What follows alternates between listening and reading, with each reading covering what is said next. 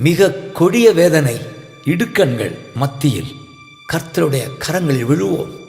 அவருடைய இரக்கங்கள் மகா பெரியது என்று சொல்லி டேவிட் பலிபீடம் கட்டி பலிகள் செலுத்தினார். அப்பொழுது வேண்டுதல் கேட்கப்பட்டது, வாதை நிறுத்தப்பட்டது. இதை 2 சாமுவேல் 24:25 வாசிக்கிறோம். சபையே, ஒருமனமாய் துதி பலிகள் செலுத்துவோம். ஜெப தூபம் எழும்பட்டும்.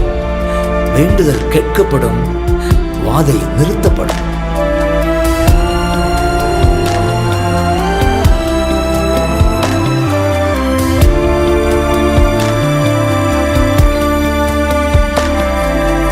மகா மகா பெரியது இரக்கம், ஒவ்வொரு நாளும் புதியது